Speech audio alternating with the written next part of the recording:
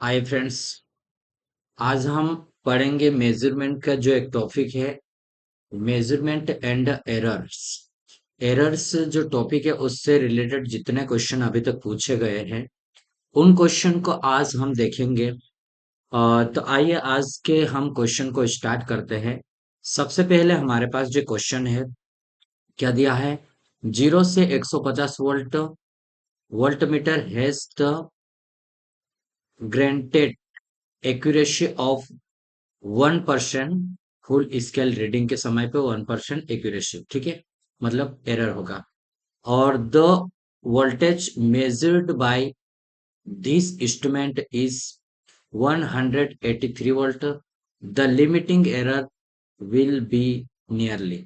तो देखो, हमारे पास 150 तो ये मेजर करता है और हमें ये मेजर कितने करेगी? 83 करेगी, ठीक है। यहाँ पे इसने 1 लिखा है लेकिन ये हमारे पास 83 वोल्ट के लिए हमें देखना है, ठीक है। तो 1% है हमारे पास, ये 1, इसको अगर काटेंगे जो भी हमारे पास आ रहा वो राइट आंसर। तो इतना कैलकुलेशन आपको करना पड़ेगा, इतना मैं सारा नहीं करूंगा। इसका बी वाला राइट आंसर होगा, ठीक है। कौन सा? बी वाला राइट आंसर होगा। अब नेक्स्ट क्वेश्चन की ओर बढ़ेंगे हम। नेक्स्ट क्वेश्चन देखते हैं इसमें। देखिए, in electronic measurements, when the quantity determined is the sum of two different measurement, the total possible error is the। Electronic मापों में जब निर्धारित की गई मात्रा दो भिन्न मापों का उपयोग होती है तो कुल संभावित त्रुटि क्या होगी, ये पूछा हमें, ठीक है। तो इसमें क्या है कि संभावित त्रुटि की बात करेंगे तो प्रत्येक विशिष्ट त्रुटि के निरपेक्ष मूल्य का योग हम देखेंगे। Sum of the absolute values of is individual error is individual error, ठीक है।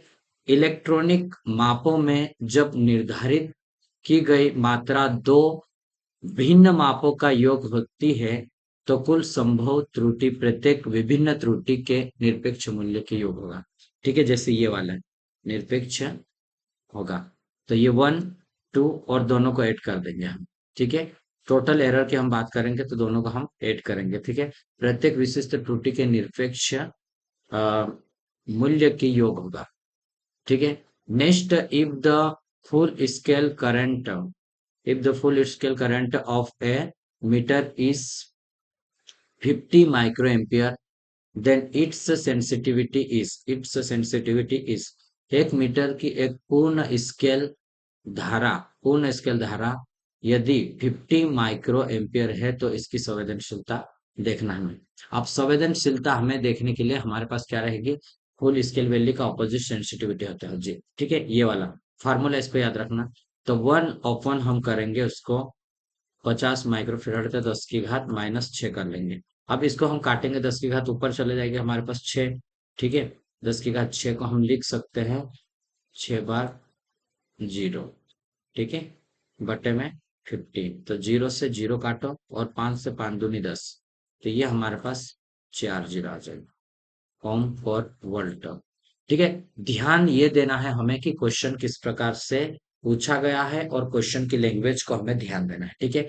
If the full scale current है of a meter is 50 micro ampere when it is sensitivities, इसकी सेंसिटिविटी पूछा है, ठीक है। फुल स्केल 1/, सेंसिटिव निकालने के लिए हमें क्या करना है? 1/f, ठीक है, IF। नेक्स्ट क्वेश्चन हमारे पास है, what is the smallest change in the input signal that can be detected by a instrument called। Input में सबसे छोटा परिवर्तन क्या है जिसका किसी उपकरण से पता लगाया जा सकता है? तो सबसे छोटा बोले तो वो रेजुलेशन। कौन सा होगा? रेजुलेशन। माप यंत्र मेजरिंग इंस्ट्रूमेंट का वह गुण जो दो सूक्ष्म मानों, मतलब दोनों के बीच में जो छोटी वैल्यू रहेगी, स्मॉल वैल्यू रहेगी, उनके विभेदन, ठीक है, क्या है? उनके विभेदन ज्ञात करता है। विभेदन या अंतरण रेजुलेशन कहलाता है। यह विद्युत माप यंत्र की अपेक्षा इलेक्ट्रॉनिकी माप यंत्र में अधिक उपयोगी होता है ये। ठीक है। विच of the following scale effort wides range for measurement through an instrument. निम्नलिखित में से कौन सा पैमाना एक उपकरण से मापन में व्यापक सीमा प्रदान करता है? व्यापक सीमा प्रदान करता है, तो ये हम देखेंगे। तो ये हमारे पास हो जाएगा लघु गणक पैमाना होता है जो करेगा। ठीक है।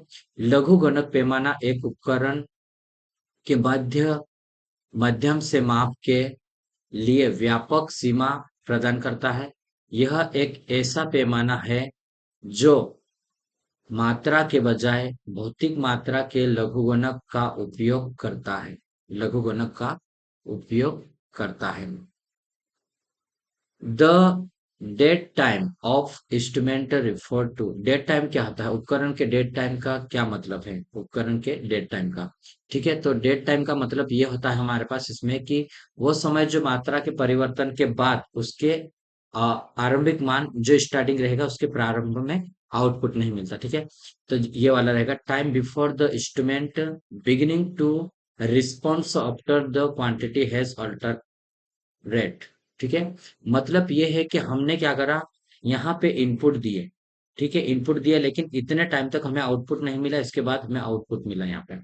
ठीक है। तो ये वाला जो टाइम है डेड जोन कहलाएगा, डेड टाइम कहलाएगा ये। ठीक है। उपकरण के डेड टाइम का मतलब वो समय है जो मात्रा के परिवर्तन के बाद उपकरण प्रतिक्रिया आरंभ होने से लेता है। ठीक है। प्रतिक्रिया के स्टार्ट होने से डेड टाइम। ठीक है। उपयंत्र मतलब इंस्ट्रूमेंट के लिए आवश्यक वह समय जो मापक राशि के परिवर्तन पर प्रतिक्रिया देने में लगता है डेड टाइम कहलाता है। और डेड जोन इनपुट राशि में अत्यधिक परिवर्तन से आउटपुट जब परिवर्तन ना हो तो इस क्षेत्र को डेड जोन कहते हैं। जैसे कि ये वाला इतना परिवर्तन हुआ लेकिन डेड जोन में अभी वहां रहेगा। ठीक है। डेड जोन इनपुट राशि में अत्यधिक परिवर्तन से आउटपुट जब परिवर्तन ना हो तो इसको हम डेड जोन कहते हैं। और डेड टाइम क्या है? इनपुट के लिए आवश्यक वह समय जो मापक राशि के परिवर्तन पर प्रतिक्रिया देने में लगता है, डेड टाइम कहलाता है। The function of measurement system is. मापन प्रणाली का कार्य क्या होता है? मापन प्रणाली का कार्य क्या होता है? ठीक है। तो हमारे पास मापन प्रणाली का कार्य देखेंगे तो ये हमारे पास रहेगा। मापन प्रणाली का कार्य इंडिकेटिंग करना रहता, रिकॉर्डिंग करना और कंट्रोलिंग रहता है। इन फंक्शन रहते हैं इसमें। ठीक है। The function of measuring system, तो ये इतने फंक्शन इसमें पाए जाते हैं, indicating, recording and controlling function. ठीक है। मापन प्रणाली का कार्य संकेत करना रहेगा, उसको रिकॉर्डिंग करना रहेगा और उसको नियंत्रित करना होता है। ठीक है। उपयंत्र में वह प्रणाली जो विक्षेप का मतलब डिफ्लेक्शन को नियंत्रित करती है, नियंत्रण प्रणाली कहलाती है, वो कंट्रोलिंग टार्क कहलाता है। वे प्रणाली जो मापी जाने वाली विद्युत राशि के मान उसी समय किसी सूचक की सहायता से अंशांकित स्केल पर सूचित कर देते हैं, उसे हम सूचक प्रणाली कहलाता है।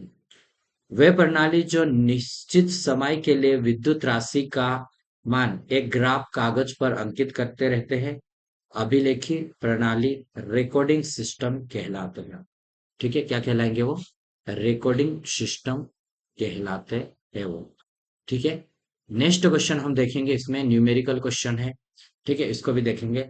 60 एम्पियर धारा है और 220 वोल्ट ऊर्जा मीटर पूर्ण लोड पर 35 सेकेंड में 51 चक्कर लगाता है। प्रतिशत त्रुटि की गणना करना हमें। यदि मीटर नियतांक 420 चक्कर प्रति किलोवाट लगाते हैं। ठीक है। देखो हमारे पास दिया है 60 एम्पियर और 420 रेवोल्यूशन पर वाट, मतलब 420 चक्कर होगा तो 1 किलोवाट होगा। ठीक है। टाइम हमारे पास है 35 सेकेंड है और 220 वोल्ट है। ठीक है। अब हमें ट्रू वैल्यू देखना है। सबसे पहले हमें इसका मान देखना है, एनर्जी का मान।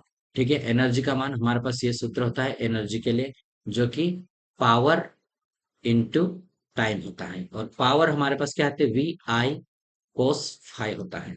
ठीक है। तो इसको देखना है हमें। अब हम वोल्टेज का मान 220 रखा, करंट 60 रखा हमने, और पावर फैक्टर 1 रखा, और टाइम 35 सेकेंड, 35 मिनट, सेकेंड रखा है ना। इसको गुना करेंगे तो ये हमारे पास जूल आ जाएगा। ठीक है, जूल में आया है। अब इसको हमें कन्वर्ट करना है किलोवाट में, तो हम इसको कन्वर्ट करेंगे जूल को किलोवाट में, तो हमारे पास ये हो जाएगा 36 गुणित 10 की घात 5, इससे। ठीक है, तो ये हमारे पास किलोवाट आया, इतना 0.2 किलोवाट आ रहा है। अब रेवोल्यूशन पर किलोवाट तो हम देखेंगे इसमें रेवोल्यूशन कितना हो रहा है, वो देखना है हमें। तो इसमें क्या करेंगे हम, 51 हमारे पास कितना हो रहा है, 51 चक्कर लगाता है वो। ठीक है, 51 चक्कर लगाता है, और 420 पर 1 किलोवाट होगा। ठीक है, तो ये हमारे पास इतना आएगा। अब देखो इतना हमारे पास ये हो रहा है। अब हमें एरर निकालना है, एरर ट्रू वैल्यू और मेजर वैल्यू। ठीक है, तो हमारे पास ये मेजर वैल्यू है, माइनस ट्रू वैल्यू करेंगे। तो ट्रू वैल्यू ये माइनस इसमें करा हमने, तो हमारे पास एरर आ गया -5.4%, -5.4%। ठीक है, नेक्स्ट है विच of the following comes under the category of systematic error in instrument। निम्नलिखित में से कौन उपकरण में सिस्टमेटिक त्रुटि की श्रेणी के अंतर्गत आता है। सिस्टमेटिक एरर में कौन सा आता है, तो वो इंस्ट्रूमेंट एरर रहता है, वो सिस्टमेटिक त्रुटि में आते हैं। ग्रोस एरर जिसे सकल त्रुटि कहते हैं, और रैंडम एरर ये नहीं आता। ठीक है, ये किसी बंडल्स, ये तो हम इसमें यूज नहीं करते। ठीक है, सिस्टमेटिक त्रुटि के अंतर्गत इंस्ट्रूमेंट त्रुटि आता है, जो सिस्टमेटिक एरर में आता है। ठीक है, इस त्रुटि के अंतर्गत होने वाला मुख्य कारण प्रदोषी वातावरण, प्रेक्षक की व्यक्तिगत आदत हो सकती है, जैसे दोषपूर्ण अंशांक इसकी रीडिंग लेना। ठीक है, और त्रुटि को संवैधानिक रूप से संशोधित किया जा सकता है। इसे व्यवस्थित त्रुटि या क्रमबद्ध त्रुटि भी कहते हैं। क्या कहेंगे, व्यवस्थित त्रुटि या फिर क्रमबद्ध त्रुटि भी कहते हैं। Alternating current is measured by, प्रत्यावर्तक धारा को किसके द्वारा मापा जाता है, प्रत्यावर्तित धारा को। ठीक है, प्रत्यावर्तित धारा को इंडेक्शन एमीटर द्वारा करते हैं हम। ठीक है, अब इंडक्शन इलेक्ट्रोस्टैटिक सबसे ज्यादा तो इसके द्वारा हम करेंगे, जैसे इससे भी हम कर सकते हैं, इससे भी बना सकते हैं, लेकिन एमीटर बात कर रहा है तो एमीटर ये वाला आ जाएगा। ठीक है, अब हम आगे बढ़ते हैं। इसको देखो, इसकी थ्योरी थोड़ी सी हम देख लेंगे, थ्योरी को पढ़ते चलेंगे तो हमारा क्या है, रिवीजन पूरा थ्योरी का भी होता जाएगा, और क्वेश्चन को भी हम लगाते हुए चलेंगे। ठीक है, प्रत्यावर्ती धारा को मुख्य इंडक्शन टाइप के एमीटर द्वारा हम, एसी की बात कर रहे हैं इसलिए वो इंडक्शन टाइप का यूज कर रहे हैं। ठीक है, लेकिन हमारा मूविंग आयरन रहता है ना, अट्रैक्शन रिपल्शन, उससे भी हम इसको बना सकते हैं, एसी डीसी दोनों से कर सकते हैं उसमें। ठीक है, मापा जाता है किस, क्योंकि इंडक्शन टाइप का एमीटर प्रत्यावर्ती धारा के इंडक्शन के सिद्धांत पर ही वो काम करेगा, और प्रत्यावर्ती धारा के आरएमएस वैल्यू को ही हमेशा मापता है वो। ठीक है, नेक्स्ट क्वेश्चन है, radio frequency can be measured by which of the following. Radio frequency निम्नलिखित में से किससे मापी जा सकती है, रेडियो फ्रीक्वेंसी। ठीक है, तो रेडियो फ्रीक्वेंसी हेक्टोरोडॉक्सी आवृत्ति मीटर से मापी जा सकती है। ठीक है, हेक्टोरोडॉक्सी फ्रीक्वेंसी मीटर से ये मापी जाती है। रेडियो फ्रीक्वेंसी को हेक्टेरोडॉक्सी आवृत्ति मीटर के द्वारा मापा जाता है। ठीक है, अब इसमें दिया है हमें टू रेजिस्टेंस है, ये 1 है और ये 2। ठीक है, connected in parallel, what will be the percentage error for equipment resistance. इसका इक्विपमेंट का रेजिस्टेंस की एरर हमें पूछा है। ठीक है, तो अब देखो हमें एरर कैसे निकालेंगे, हमारे पास ए लिखो इसमें, और उसके बाद बी, दोनों एरर को हम ऐड करेंगे। ठीक है, देखो सबसे पहले हम क्या करें, दोनों एरर का हम इसमें निकाल लेंगे, ए बी। ठीक है, A plus X plus Y. ठीक है, और भागित में करेंगे तो भी हमारे पास याद होगा। उसके बाद हम क्या करेंगे कि दोनों रेजिस्टेंस को हम ऐड कर देंगे सबसे पहले। ठीक है, जैसे 50 और ये 50 है। ठीक है, दोनों को हम ऐड करें तो 100 हो जाएगा। अब हम एरर की बात करेंगे तो एरर हमें निकालने के लिए सबसे बड़ी ध्यान देना ये है कि देखो 50-50 तो हमारे पास है, लेकिन ये पैरेलल में कनेक्टेड है तो 50 और 50 100 होगा। तो इसको जो काट देंगे हम, तो ये 50-25 हो जाएगा। 25 ओम हमारे पास आ रहा है। ठीक है। अब बात करेंगे हम एरर की। तो सबसे पहले दोनों एरर को ऐड करो, उसके बाद हमें इस फार्मूले का यूज करना है इस तरह से। ठीक है। तो दोनों एरर हम ऐड करा, 50 पहले R1 रखा हमने, R1 के साथ में जो हमारे पास पहली एरर है उसी को रखा, उसके बाद दोनों को हम जोड़ दिए। ठीक है। फिर सेकेंड R2 रखेंगे हम यहाँ पे, और सेकेंड एरर रखा और दोनों को जोड़ के भागते देंगे तो हमारे पास आ जाएगा, तो ये वाला। ठीक है। फॉर क्वेश्चन ध्यान देना है हमें, पहले R1 के साथ में हम आर वन जो एरर रहेगी उसको रखेंगे और R1 प्लस R2 करके भाग दे देंगे, तो ये आ जाएगी R1 की, और उसके बाद R2। ठीक है। तो इस तरह से हम रखेंगे।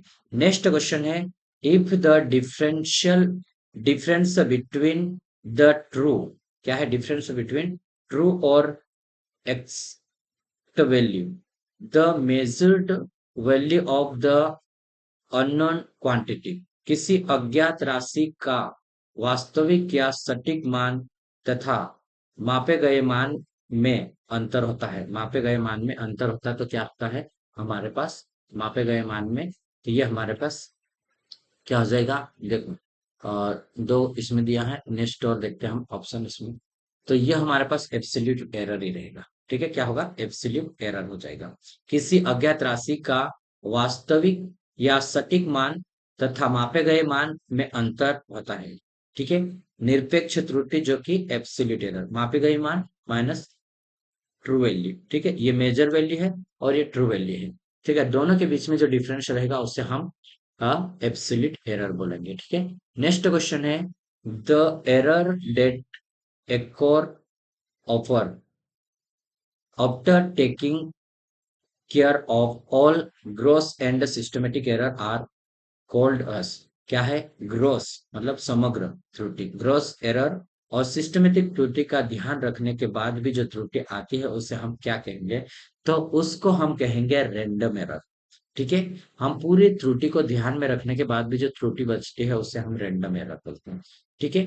अप्रत्यक्ष रूप से उत्पन्न होती है। ठीक है। इनडायरेक्टली इनके उत्पन्न होने के कोई कारण होते हैं, इसके लिए इसकी संख्या अधिक होती है, इसका पूर्ण अनुमान लगाना कठिन होता है, और त्रुटि को संयोगिक त्रुटि या आकस्मिक त्रुटि, एक्सीडेंटल एरर, या फिर इनडायरेक्ट एरर आदि के नामों से भी जाना जाता है। इन त्रुटियों की सबसे बड़ी विशेषता यह है कि ये परस्पर कैंसिल भी हो जाते हैं। क्या है, निरस्त भी हो जाते हैं। ठीक है। Random error, which of the following type of error are dynamic error, निम्नलिखित में से कौन सी त्रुटि का प्रकार डायनेमिक त्रुटि है। तो डायनेमिक त्रुटि की बात करेंगे तो उपकरण के स्लो रिस्पॉन्स के कारण घटित होती है। ठीक है। Instrument error occurs due to slow response of instruments. ठीक है। वे त्रुटियां जो उपयंत्र में समयुप्रांत विकसित हो जाती है, उपयंत्र त्रुटि कहलाती है। इन त्रुटियों का प्रमुख कारण कमानी स्प्रिंग का विकृत होना, चलायमान अंगों का घिस जाना, किसी अंग का टूट जाना, अंग पर गंदगी जम जाना, उपयंत्र का अविधारिक होना, ओवरलोडिंग इत्यादि। उस कारण से होने वाली त्रुटि को दूर करके उपयंत्र पूर्ण उपयोग में लाया जा सकता है। ठीक है। तो ये हमारे पास है। आइए फ्रेंड्स आगे बढ़ते हैं हम अभी। नेक्स्ट क्वेश्चन देखेंगे, जैसे कि इसमें दिया है डिटरमाइन द सेकेंडरी वोल्टेज। क्या बोला है, सेकेंडरी वोल्टेज हमें पता करना है। Potential transformer when the value of the system voltage is, system voltage हमारे पास ये है 11,000 volt. The turns ratio of the potential transformer is 102 and the percentage voltage error of the transformer is 3%। Potential transformer का द्वितीयक voltage निर्धारित करें, द्वितीयक voltage निर्धारित करें जब प्रणाली वोल्टेज का मान इतना है हमारे पास, ठीक है, 11,000, और पोटेंशियल ट्रांसफार्मर टर्न अनुपात 102 है और ट्रांसफार्मर प्रतिशत त्रुटि 3 है। ठीक है, तो अब हम इसको देखते हैं। मैं इसको डेरिवेशन के साथ में जो लाया हूँ इसी के साथ में दिखाऊंगा, क्योंकि हमारा समय ज्यादा वेस्ट ना हो। ठीक है, तो देखो एरर हमारे पास है 3% है। ठीक है, सिस्टम वोल्टेज हमारे पास ये है, तो सबसे पहले हमें सेकेंडरी वोल्टेज निकालना है। ठीक है, तो सबसे पहले हम क्या कर रहे हैं, ये ट्रांसफार्मर रेशियो है, टर्न रेशियो। ठीक है, तो अब हम देखेंगे इसमें प्राथमिक वोल्टेज निकालने के लिए जो हमारे पास है उसमें, और इसमें जो 11,000 वोल्ट है उसमें हम 3% पहले निकाल लेंगे। ठीक है, तो 2 जीरो से 2 जीरो कटा और इसमें ये, तो हमारे पास 330। 330 हमारे पास क्या है, एरर है। ठीक है, इसका मतलब प्राथमिक में वोल्टेज कितना होगा हमारे पास, V1 बराबर होगा 11,000 माइनस 330, तो ये हमारे पास आ जाएगा 10,670 वोल्ट आ जाएगा। ठीक है, V1 हमारे पास ये आया। अब हमारे पास टर्न्स रेशियो ये है हमारे पास 102। ठीक है, तो अब हम क्या करेंगे, V1 बटे V2 बराबर लिख सकते हैं हम 102। ठीक है, और प्राइमरी वोल्टेज इसको मान रखेंगे हम, तो यहाँ पे जैसे ये रखा है इस टाइप से हमारे पास आ जाएगा V2 निकालने के लिए। ठीक है, तो हम क्या करेंगे, 1,000 बटे इसको काटेंगे तो हमारे पास 104.6 वोल्ट आ जाएगा V2 का मान। ठीक है, तो ये इस तरह से हमें निकालना है, प्राइमरी है तो पहले ये निकालो, आप इसको निकाल सकते हैं। और ये बहुत ही ज्यादा इंपॉर्टेंट कॉन्सेप्ट है। इसके बाद इसके क्वेश्चन हम अलग अलग लेंगे, जैसे ये वाला क्वेश्चन सेम टू सेम ये वाला है। डिटरमाइन द सेकेंडरी वोल्टेज बोला है। ठीक है, secondary voltage, if A potential transformer when the value of the system voltage is system voltage is uh, system voltage is 6,600, the turns ratio of the potential transformer is 107 and the percentage voltage error of transformer EM 7%। ठीक है, तो हमारे पास system voltage ये हमारे पास, और transformer potential जो ratio है, turns ratio ये भी हमारे पास है। ठीक है, 7% है, तो सबसे पहले हम जो सिस्टम वोल्टेज है उसमें से हम 7% निकाल लेंगे। ठीक है, तो ये हमारे पास 2 जीरो से 2, ये हमारे पास हो जाएगा, तो ये 462, 462 हमारा ये आ जाएगा। ठीक है, इतनी एरर हो रही है हमारे पास। तो अब 6,600 में से 462 अगर हम करेंगे माइनस, तो ये हमारे पास 10 से 8, और ये हमारे पास 9 में से 6 जाएंगे तो 3, और 5 में से 1, और हमारे पास 6, तो 6,138 हमारे पास आ गया। ठीक है, ये हमारे पास प्राइमरी वोल्टेज आ जाएगा। ठीक, अब सेकेंडरी वोल्टेज निकालने के लिए हमें क्या करना पड़ेगा, V2 बराबर हम लिख सकते हैं V1 बटे टर्न्स रेशियो। ठीक है, टर्न्स रेशियो क्या था हमारा, टर्न्स रेशियो। ठीक है, तो V2 का मान निकालेंगे हम, कितना निकालेंगे, 6,138 बटे 107 करेंगे, तो ये हमारे पास ये हो जाएगा, और 36 हो जाएगा। ठीक है, V2 का मान आ जाएगा। अब हम देखेंगे इसमें नेक्स्ट क्वेश्चन देखते हैं। ठीक है, next, determine the percentage voltage error, हमें क्या निकालना है, परसेंटेज एरर की बात कर रहे हैं। Potential transformer with the system voltage 11,000। ठीक है, having turns ratio 104, if the measure secondary voltage ये हमारे पास है। ठीक है, सेकेंडरी वोल्टेज ये हमारे पास है। तो अब हम इसको देखेंगे कि देखो इसमें हम कैसे निकालेंगे, एक्चुअल रेशियो पहले तो देखना है, एक्चुअल रेशियो है क्या हमारे पास। तो देखो 11,000 है हमारे पास, और 98, 98 ये क्या है हमारे पास, देखो यहाँ पे मैं बताता हूँ, 98 क्या है, सेकेंडरी वोल्टेज है। ठीक है, तो प्राइमरी में हमारे पास ये है, और जो रेशियो हम निकाला ये आ गया। ठीक है, अब देखो एक रेशियो हमारे पास है 104, और ये रेशियो हमारे पास ये आया। ठीक है, तो वोल्टेज एरर निकालने के लिए क्या, normal ratio minus actual ratio, actual ratio ये हमारे पास और नॉर्मल रेशियो ये हमारे पास है। ठीक है, तो दोनों में जो हम इसका एरर निकालेंगे, ये एरर परसेंटेज में निकालना है हमें। ठीक है, दोनों को माइनस करेंगे हम, तो हमारे पास क्या आ जाएगा, दोनों को माइनस करने पे देखो यहाँ पे 104 बटे 112.24 और माइनस करो इसमें से। ठीक है, तो इसको माइनस कर लेते हैं अपन, तो ये हमारे पास हो जाएगा 8.24, ये रखो। ठीक है, बटे में हम करेंगे इसको 11.24, ये वाला चाहिए, इसको कट करेंगे तो हम पूरा इसको परसेंटेज में, तो ये हमारे पास 100 से कट करो, तो ये पूरा हमारे पास -7.35% होगा। ठीक है, what is the percentage voltage, क्या है परसेंटेज वोल्टेज, इसमें भी देखना है। इसमें भी हमारे पास वोल्टेज एरर देखा हमने, वोल्टेज एरर देखा इसमें। अब इसमें क्या बोल रहा है, परसेंटेज वोल्टेज एरर, ये भी वोल्टेज एरर में ही देखना है। ठीक है, और potential transformer with system voltage of, ये वाला सेम टू सेम ये दिया है, हैविंग टर्न्स रेशियो में 100 दिया, if the measure secondary side voltage, ये हमारे पास सेकेंडरी साइड ये है। तो सबसे पहले हम क्या करेंगे, इसका टर्न्स रेशियो एक्चुअल निकाल लेंगे। ठीक है, वोल्टेज एरर पहले इसमें देखा, ये डायरेक्टली निकाला उसमें, और ये वाला एक्चुअल टर्न्स रेशियो। ठीक है, एक्चुअल रेशियो, एक्चुअल रेशियो पहले निकालेंगे हम, तो क्या करेंगे, जो हमारे पास सिस्टम वोल्टेज है उसको ऊपर रखा हमने। ठीक है, बटे में जो हमारे पास सेकेंडरी वोल्टेज है।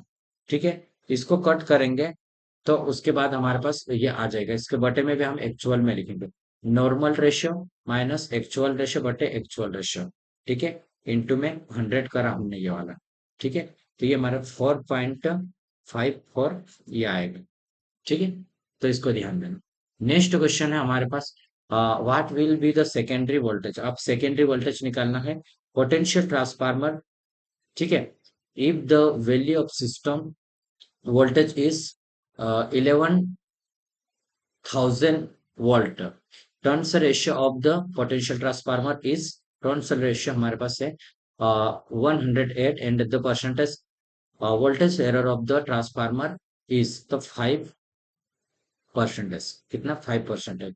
पोटेंशियल ट्रांसफार्मर के द्वितीय वोल्टेज में क्या होगा, यदि प्रणाली वोल्टेज का मान 11,000 वोल्ट है, तो पोटेंशियल टर्न्स रेशियो ये है, परसेंटेज एरर ये, तो हमें सेकेंडरी वोल्टेज निकालना है। ठीक है, तो सबसे पहले हम क्या करेंगे, वोल्टेज एरर का ये फार्मूला है, system voltage minus secondary voltage बटे वोल्टेज ये। ठीक है, उसके बाद हमारे पास वोल्टेज एरर हमारे पास ये दिया है, वोल्टेज एरर इसको हमने लिखा, और ये हमारे पास आ जाएगा। ठीक है, तो हम क्या निकालेंगे इसमें, सिस्टम वोल्टेज जो आएगा ये हमारे पास आ जाएगा सेकेंडरी वोल्टेज। ठीक है, सेकेंडरी वोल्टेज निकालना है मेन, तो हमें क्या निकालना है, सेकेंडरी वोल्टेज हमें निकालना है, ये सिस्टम वोल्टेज है और हमें सेकेंडरी वोल्टेज। ठीक है, तो यहाँ पे भी हम इससे निकाल सकते हैं कि वोल्टेज एरर बराबर सिस्टम वोल्टेज माइनस के सेकेंडरी वोल्टेज बटे वोल्टेज। ठीक है, अब हम 11 लिखा, इससे 11 की तुलना से हम निकाल रहे हैं। ठीक है, इसलिए हम 11 इसको नीचे भी लिख रहे हैं, 11,000 वोल्ट। ठीक है, इसके बाद हम यहाँ क्या करेंगे, रेशियो में ही, ठीक है, ये आ जाएगा।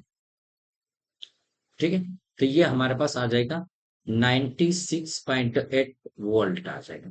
ठीक है, नेक्स्ट क्वेश्चन है, what is the percentage voltage error of A potential transformer with system voltage of 6,600 volt having turns ratio 50, if the measured secondary side voltage is, measured secondary side voltage is 130 volt.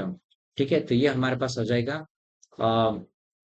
6600 volt प्रणाली में 50 मोड़ अनुपात वाले voltage transformer की प्रतिशत voltage 50 क्या होगी, यदि मापा हुआ द्वितीय वोल्टेज 130 वोल्ट हो। ठीक है, तो अब हमारे पास एक्चुअल रेशियो निकालना है, तो एक्चुअल रेशियो हम क्या करेंगे, 6600 बटे करेंगे, और सेकेंडरी वोल्टेज हमारे पास क्या है, 130 है, तो 30 से इसको काटो, और जो बचेगा हमारे पास 660 बटे 13, इसको एक्चुअल नॉर्मल रेशियो तो हमारे पास ये है, एक्चुअल रेशियो ये हो गया फिर एरर निकालने के लिए normal ratio minus actual ratio करेंगे, बटे एक्चुअल रेशियो। ठीक है, तो ये हमारे पास इसमें हमने लिखा इसको, और इसको कैलकुलेट करेंगे। कैलकुलेट आप खुद करें ताकि हम ज्यादा समय ना वेस्ट करें। इसको थोड़ा सा वीडियो पोस्ट कर ले और इसको कैलकुलेट कर ले। जैसे 660/13 को कट कर ले उसको, और नीचे भी कट कर ले, वही आएगा सेम टू सेम। उसके बाद इसको आप माइनस करके ये आएगा हमारे पास 50.76 आ जाएगा। तो इसको माइनस करेंगे तो 76 आ जाएगा। ठीक है, तो माइनस के 0.76 इंटू 100 बटे ये हमारे पास 50.76। ठीक है, तो ये हमारे पास इससे ये कट जाएगा, तो ये हमारे पास आ जाएगा। ठीक है, तो अब ये हमारे पास हो जाएगा वोल्टेज एरर। ठीक है, calculate the scale span of the instrument that is calibrated between 20 bar and 200 bar. The use of for the measurement of pressure, क्या बोला, उस उपकरण की परिमाप सीमा की गणना करें जिसे 20 बार और 200 बार के बीच अंकित किया गया है, जिससे दबाव के माप के लिए उपयोग किया जाता है। तो हम क्या करेंगे, 20 बार और 100 बार के बीच में अंकित उपकरण की सीमा जिससे दाब के माप के लिए उपयोग किया जाता है, तो वो 180 कौन सी रहेगी, 180। तो इसको, ये थोड़ा सा अलग हट के क्वेश्चन है और इसको याद रखने वाला क्वेश्चन है, तो इसको ध्यान देना। ठीक है, calculate the scale span, span की बात करा, instrument that is calibrated, calibrate कर रहा है वो। ठीक है, दोलन कर रहा है वहां पे उनके बीच में। ठीक है, बिटवीन 20 और इसके बीच में। तो 200 में से इसको है ना 20 को माइनस कर दिया तो 180 आ गया। एक ये भी मेथड याद रख सकते हैं हम, किसको माइनस कर। नेक्स्ट क्वेश्चन है, perfect perfect perfect reproducibility means the instrument, सटीक प्रजनन से अभिप्राय है कि यंत्र में जीरो ड्रिफ्ट है। क्या है, जीरो ड्रिफ्ट है इसमें। ठीक है, एक ही राशि के मापन बार बार करने पर मापित मानों की समरूपता को पूर्ण उत्पादन क्षमता कहलाता है। इसे ही शून्य ड्रिफ्ट कहते हैं। किसको, इसको हम शून्य ड्रिफ्ट बोलते हैं। ठीक है, और ड्रिफ्ट की बात करेंगे तो वह एक ही राशि के बार बार मापन में मापित मानों की निकटता को ड्रिफ्ट कहा जाता है। परंतु यदि मापित मान परस्पर समरूप हो तो उसे ही शून्य ड्रिफ्ट कहते हैं, उसे ही शून्य ड्रिफ्ट कहते हैं। Systematic error in Bourdon tube pressure gauge में because causes by, Bourdon tube pressure gauge में सिस्टमेटिक एरर के लिए खालिस्तान के कारण हो सकती है, खालिस्तान के कारण हो सकती है। तो ये हमारे पास हो जाएगा, कौन सा आ जाएगा, तो ये पॉइंटर में गलत शून्य रीडिंग के कारण होगा। ठीक है, बोर्डन ट्यूब प्रेशर गेज में सिस्टमेटिक त्रुटि पॉइंटर में गलत सेटिंग के कारण हो सकती है। ठीक है, एम्पलीफाइंग प्रणाली के पिंस और गियर में घर्षण के कारण नहीं होगी सिस्टमेटिक एरर। वायुमंडल दाब में परिवर्तन के कारण भी नहीं होगी। लंबन के कारण स्केल की गलत रीडिंग के कारण भी नहीं होगी। ठीक है, क्या है, incorrect reading of the scale due to parallax. ठीक है, पैरेलैक्स के कारण भी नहीं होगी। लेकिन बॉर्डर ट्यूब में इस कारण से सिस्टमेटिक एरर किस कारण से होती है, कि गलत सेटिंग करने के कारण। ठीक है, सिस्टमेटिक एरर की अगर हम बात करते हैं, वे त्रुटि जो मापन प्रणाली के गलत उपयोग या बाह्य क्षेत्र के प्रभाव, बाहरी क्षेत्र के प्रभाव या उपयंत्र में व्यवहारिक कमी के कारण उत्पन्न होती है। इन त्रुटियों का निवारण का पूर्व अनुमान लगाकर या व्यवहारिक विश्लेषण से इन्हें दूर किया जा सकता है। ये त्रुटियां अनियमित रूप से परिवर्तित होती रहती है। ये निम्न प्रकार की होती है, इंस्ट्रूमेंट एरर और इन्वायरमेंटल एरर और ऑब्जर्वेशनल एरर और कैलिब्रेशन एरर और व्यक्तिगत त्रुटि ह्यूमन एरर भी बोल सकते हैं, प्रयोगात्मक एक्सपेरिमेंटल एरर, ठीक है, और एरर ऑफ टेक्निक्स, टेक्निक के कारण भी इंस्ट्रूमेंट एरर भी हो रहा, इन्वायरमेंटल एरर भी सिस्टमेटिक एरर में आएगा। इन सातों एरर के नाम आपको पता होना चाहिए, ठीक है। कौन सी एग्जाम में क्या पूछ सकता है ये कुछ भी डिसाइड नहीं होता है, कैसा भी क्वेश्चन आ सकता है, इसलिए मैं आपको बोलूंगा instrument error, environmental error, observational error और calibration error, human error and experimental error और एरर ऑफ टेक्निक्स, ठीक है। नेक्स्ट क्वेश्चन हमारे पास है the measurement of surface temperature in exposed saturation where atmosphere variation can interference with temperature measurement gives rise। खुली परिस्थितियों में सतह तापमान का मापन जहां वायुमंडलीय परिवर्तन तापमान को प्रभावित कर सकता है उसे कहते हैं हम क्या कहेंगे उसको, तो उसको व्यक्तिगत त्रुटि बोलेंगे, व्यक्तिगत एरर में आता है जो कि क्या है, खुली परिस्थिति में सतह तापमान जहां पर वायुमंडलीय परिवर्तन से तापमान प्रभावित करता है, ठीक है, तो उसको हम बोलेंगे इंटरफेरेंस एरर बोलेंगे, व्यक्तिगत इंटरफेरेंस एरर बोलेंगे, ठीक है।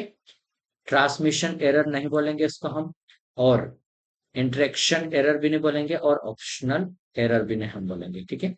खुली एक्सपोज्ड परिस्थितियों में सतह तापमान का मापन जहां वायुमंडलीय परिवर्तन तापमान को प्रभावित कर सकता है उससे व्यक्तिगत इंटरफेरेंस त्रुटि कहते हैं हम, ठीक है। नेक्स्ट क्वेश्चन देखेंगे over wire strain gauge fuel strain gauge have the advantage of तार विकृति गेज की अपेक्षा पर्णी विकृति फ्लावाइल स्ट्रेन गेज के क्या लाभ है, ठीक है। तो अब मैं उसको देखूंगा स्टैंड गेज के क्या लाभ है, तो इसको देखना हमें, ठीक है। तो फ्लावाइल गेज बंधे हुए धातु तार का केवल विस्तार है, यह एक विद्युत अचालक का पतला परत या रेजिन का बना होता है, किसका अचालक पतला परत रहता जो रेजिन का बनाया जाता है।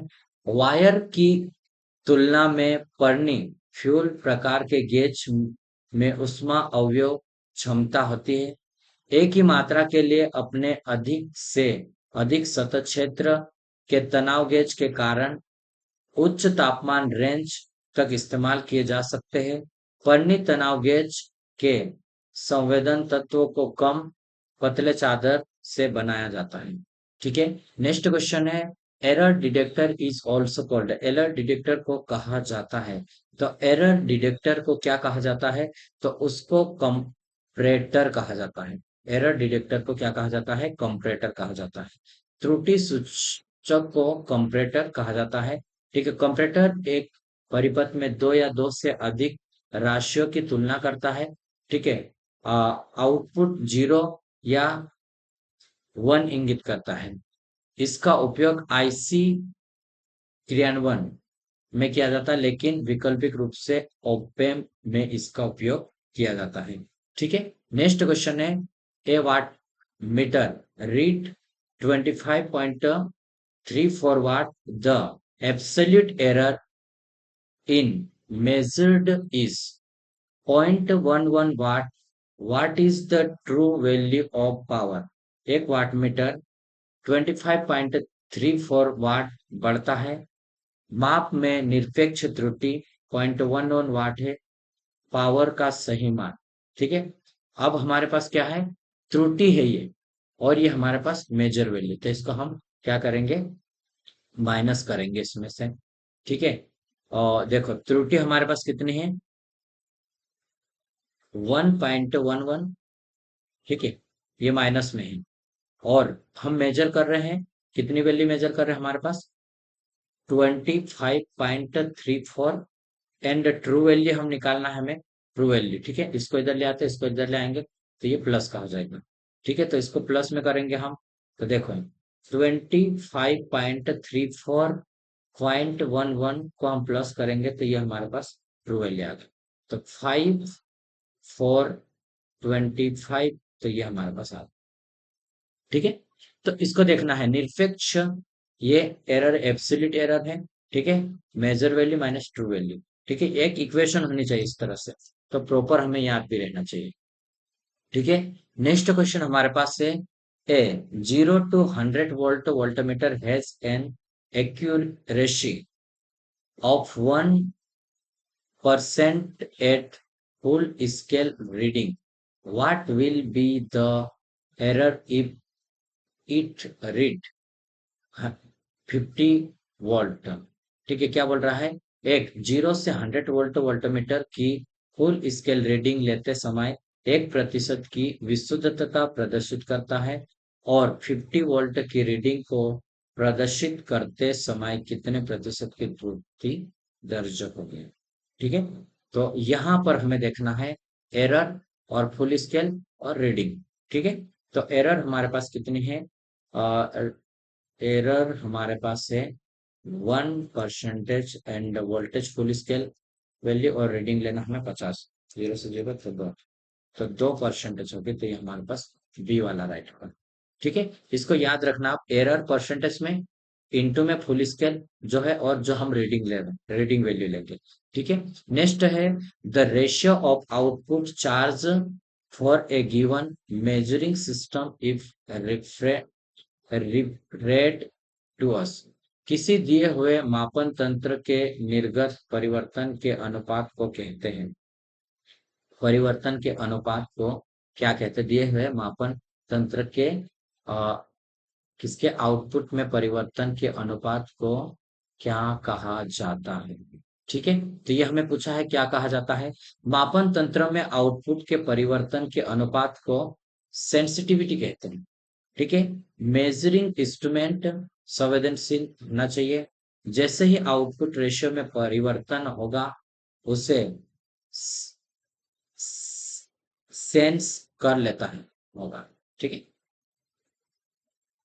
नेक्स्ट क्वेश्चन है, विच of the following constitutes or the most important specification of an instrument।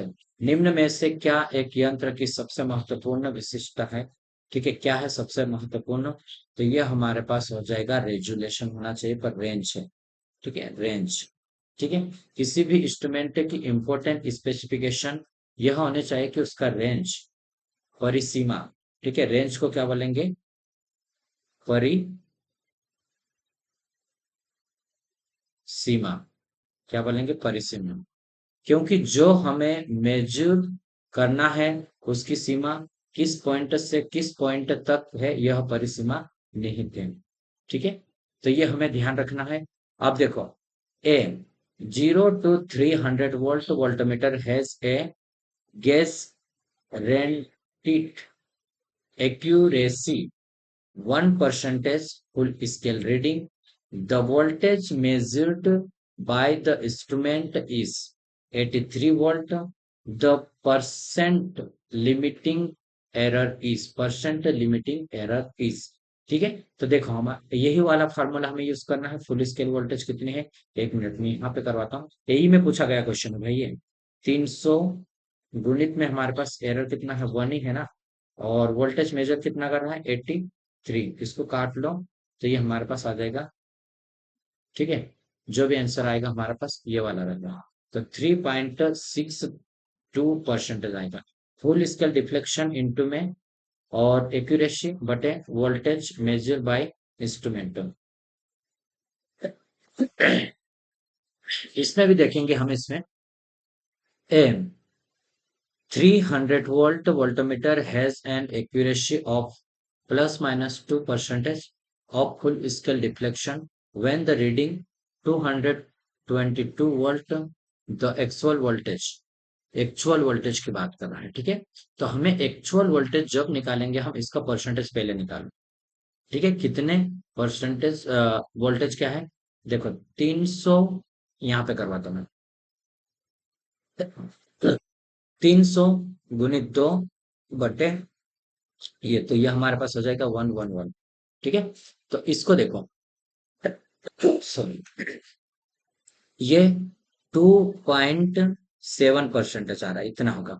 तो ये 300 का हमारे पास 2.7% पहले तो निकालो, जीरो से जीरो और इससे इसको कर दो, तीन त्रिनो।